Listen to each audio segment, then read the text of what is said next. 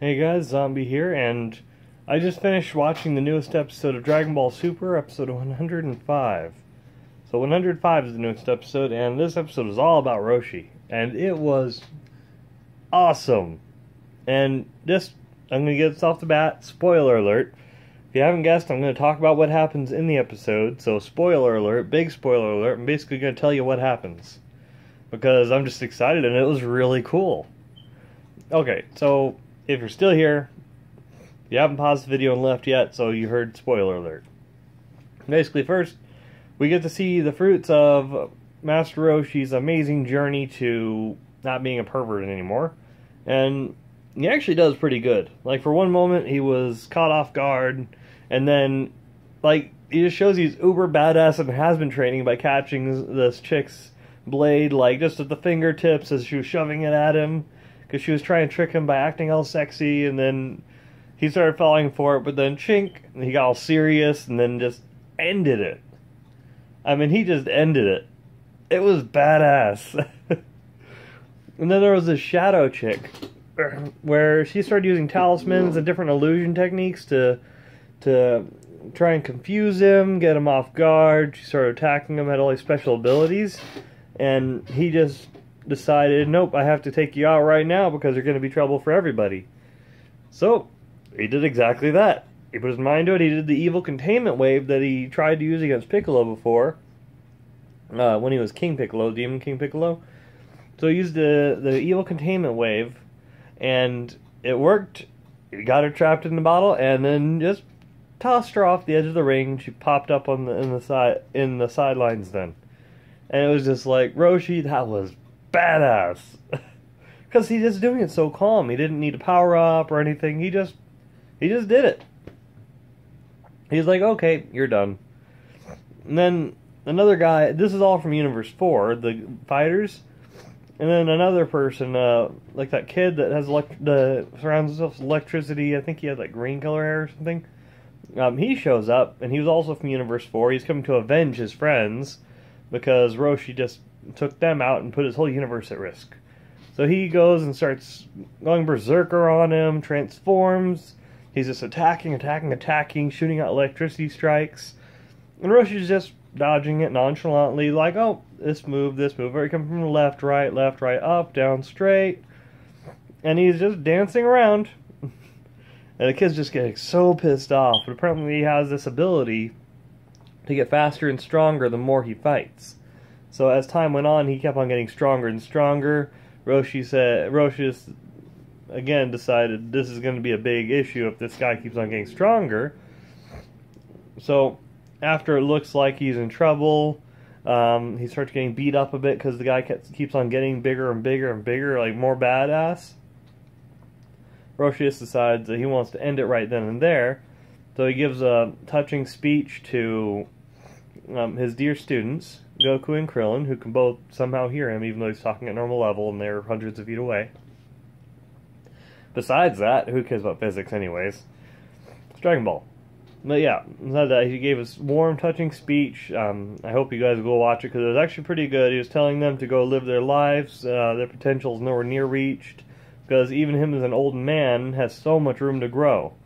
And they taught him that, and he was like, go live great lives, have fun, do everything to its fullest. And then he powered up, buffed up, did his 100% super awesome, original, mastered Kamehameha wave. The only Roshi can do, because he is the master of the Kamehameha wave. That's his technique, and he did it to its full power. And he blew that guy way off the stage, like just obliterated him. It was awesome. And then his heart stopped. It was too much stress for his body. So, this is the part where it was spoilers. Basically, after saying all those things to his students, and they were all happy because he finally defeated the enemy, they're like, oh yeah, Roshi! And then he started shrinking down to the normal size, got wobbly, and just fell over. And then Krillin, Goku, they're both like screaming. And it just got really intense, like it was an, oh no, did they just kill Roshi, you know? Because you're used to Roshi being invincible and nothing can ever hurt him. And he's just the goofy guy that was a badass fighter that nothing could touch. So that was kind of a touching moment. I mean, they actually did a good job with that. It was crazy. So, basically, Goku's having trouble with one fighter that had tentacles and stuff. And I don't know why he was just doing regular Super Saiyan and still having a tough time, but when that guy got in his way, Goku goes blue, instant transmission's over, and starts doing kind of like a CPR. He's doing a defibrillation with his energy on Roshi for like several times. He was just there for a good minute, just trying to revive Roshi, and after a while he finally opened his eyes, it came back, but he had died for a short bit there. Roshi had actually been killed for a short bit, for a little while.